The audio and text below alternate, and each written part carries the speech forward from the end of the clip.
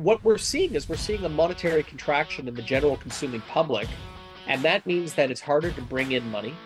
It makes it harder to close. People generally are finding that the assignment market is now illiquid. Well, speaking of winners, we have a great guest for you guys right now. We're going to let him in because he's been waiting longer than even TK. Hello, can you hear me? Hello, is somebody out there? Anybody hear me? This is Darryl the dude calling from Norway, live from Norway. It's Friday morning here, and everything is super hunky-dory, you know. What is going on? Just a couple of young dudes hanging out, having a little fun, you know. Some having a little bit more fun than the other at the moment. Ooh-wee. Please subscribe. And well, Mark, thanks for joining us again. I don't know how we talked you into coming on the show for a second time, but you're here, and we're gonna hold you up for the next hour. Darryl pays me a lot of money. That's right. That's right. That makes one of us. We're siphoning all of these ad revenue funds that we make from the show right to Mike. You can have your ad revenue share of the show, we promise. We'll double it. Yeah. Brilliant. I love it. I love it. What is happening? How's things over there? I see generally you're good for an update on how bad the market is from an interesting perspective. So how are the bankruptcies or foreclosures or horrible pre-construction assignment deals going? Well, I'm good for that. I also sing a pretty mean Les Mis, but you never really ask me about my core talents. So I'll instead speak about the real estate market. Thank you. So look, guys, things aren't good and they're getting worse. It's the case that, you know, we've been holding our head underwater for a long period of time now. And that period of time is now really kind of making it so that people are sinking. Mm-hmm. You know, real estate, mortgages are kind of the last thing people default on. There's a whole bunch of things that they default on before. Interestingly, the first thing is taxes, because taxes don't get reported on your credit record, and taxes, if your bank isn't paying them, taxes also can just kind of stay there for about 3 years before the city takes any enforcement action. Followed by credit cards, followed by car payments, followed by mortgage payments. And what you're seeing is I'm much more interested in the consumer side of debt right now. You're seeing consumer delinquencies in credit cards creeping up. You're seeing tax arrears creeping up. You're seeing the power of sale numbers creeping up, which is the ultimate, thing that happens ultimately when things aren't being paid. And we're seeing in our office deal after deal after deal that is becoming more and more difficult to stitch together. What does that mean? So a lot of people are not, the money is not, liquidity is at a premium now.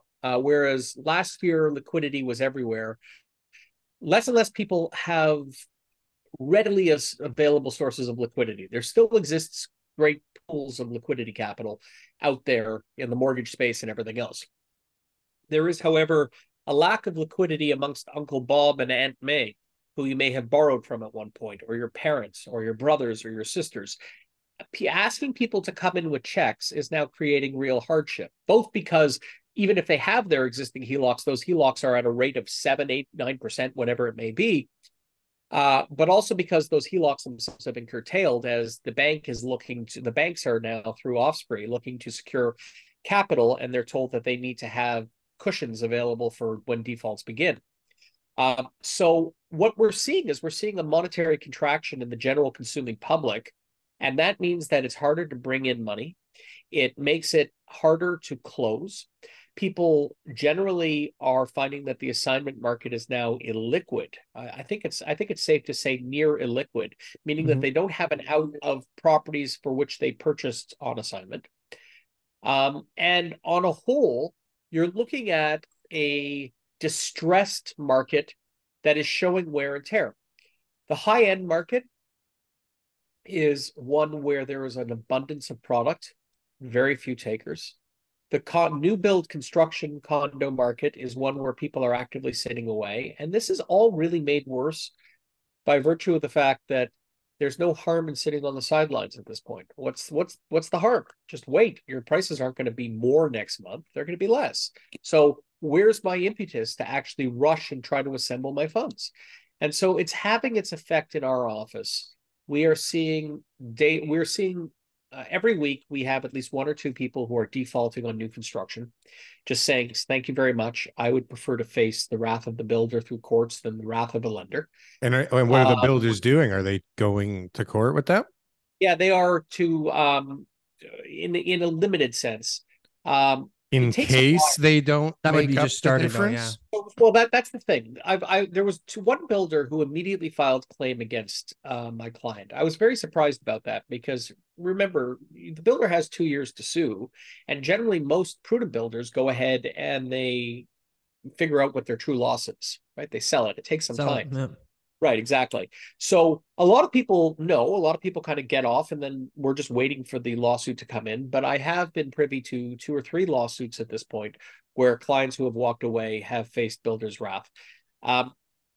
Truthfully, the builders don't have much claim if they have gone ahead and resold for something near market and the market is above what the deposit amounts have been. And so most prudent builders are kind of waiting to see where things kind of play out. But no builders are providing mutual releases or the like. In the good times, occasionally you were able to go to a builder and say, come on, like my client's an injured war vet from Vietnam, was chased by a pack of wolves, lost his kid as he went barreled over Niagara Falls, gave a sob story. And then the builder said, yeah, we get it. All right, we'll sign a mutual release. And the reason they did that is because they'll sell it for more. Right, exactly. Keep the deposit. Yeah. But even so, some builders wouldn't do that. Take your deposit back. I'll resell it for another $150 a foot. Go fuck yourself. Thank you. Have a nice day. In the good times. They didn't need to sign those mutual releases. They just did. But now in a falling market, I haven't seen a single one sign a mutual release. It's bad. It's bad. And above all else, people are really hurting. This is not a fun game anymore. People who are closing are dreading the close. They are pulling out all stops in order to do this. No properties are cash flowing as was expected. And there's no way out. And made worse by government policy that has instituted the anti-flipping policy. That would have been a really good policy, perhaps, during the past 10 years. 2 years earlier. 10 years ago, maybe, right? Exactly. But it's the government typical. Yeah. The government typical fashion. They shut down the assignment market. They shut down demand from foreign buyers. And they bring us open bidding now that nobody's buying anything.